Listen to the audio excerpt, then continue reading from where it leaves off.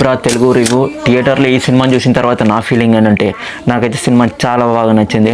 Money history, lucky Bhaskar లాంటి సినిమాలు మీరు ఇంకా చూడాలనుకుంటే ఈ సినిమా మీకు చాలా బాగా నచ్చుతుంది. మీరు పెట్టిన టికెట్ వర్త్ ఇట్ మ్యాన్. ఫ్యామిలీతో సినిమాని చూడొచ్చా అంటే మధ్యలో ఒక ఐటమ్ సాంగ్ డిస్టర్బెన్స్ చేస్తుంది, అయినా అదే మంత పెద్దగా ఏమో అనిపించదు. హ్యాపీగా వెళ్ళి ఫ్యామిలీతో ఎంజాయ్ చేసేయండి. స్టోరీ ప్లాట్ విషయానికి వచ్చేసి బ్యాంక్లో కొన్ని లోపులు పట్టుకొని డబ్బులు లేపేయాలని చూస్తారు.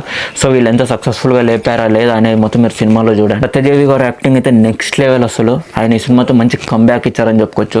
ఇలాంటి స్టోరీలు ఆయనకు పడాలి, కానీ ఆ స్టోరీని ఇంకో మెట్టు ఎక్కువకైతే తీసుకెళ్తాడు. అలానే ఈ స్టోరీని కూడా ఒక మెట్టుకి ఎక్కువ అయితే తీసుకెళ్ళాడు.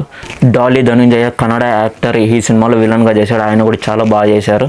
పుష్ప సినిమాలో జాలరెడ్డి క్యారెక్టర్ చేసిన యాక్టర్ ఈయన సీన్స్ వచ్చిన ప్రతిసారి బ్యాక్గ్రౌండ్ మ్యూజిక్ చాలా పర్ఫెక్ట్గా అయితే సెట్ అయింది. మాకు బ్యాక్గ్రౌండ్ స్కోర్ ఇచ్చింది రవి భూషర్, కేజీఎఫ్ సలార్కి ఇచ్చిన మ్యూజిక్ అనమాట. బ్యాక్గ్రౌండ్ మ్యూజిక్ అయితే నెక్స్ట్ లెవెల్. సాంగ్స్ అయితే ఎత్తిపోయాలండి, ఎవరు పక్క పెట్టేసాను సాంగ్స్. కమెడియన్ సత్య అయితే యాక్టింగ్ స్కిల్తో కామెడీని ఇంకో మెట్టు పైకి అయితే తీసుకెళ్లాడు.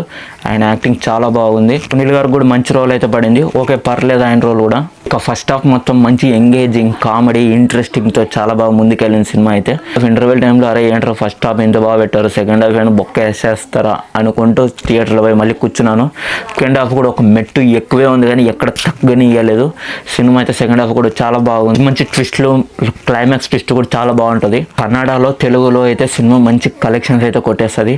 కన్నడలో ఎందుకు కొడుతుందిరా అంటే కన్నడ యాక్టర్ డాలీ ధనుంజయ గారు ఉన్నారు కదా, ఆయనకి మంచి మంచి ఎలివేషన్ సీన్స్ అయితే పడ్డాయి సినిమాలో. అందుకే కన్నడలో కూడా బాగా గట్టి కలెక్షన్స్ అయితే వస్తాయి, తెలుగులో కూడా మంచి గట్టి కలెక్షన్స్ అయితే వస్తాయి. మైనస్ పాయింట్ విషయానికి వచ్చేసి సినిమా అక్కడక్కడ కొంచెం వెరీ లెంతీ మూవీ కదా, అందుకే కొంచెం స్లో ఫీల్ అయితే వస్తూ ఉంటుంది. ఫైనల్లీ సత్యదేవ్ గారు అయితే కంబ్యాక్ ఇచ్చేశారు. ఆయన యాక్టింగ్ లెవెల్ తగ్గట్టు ఒక మంచి స్టోరీ అయితే పడింది.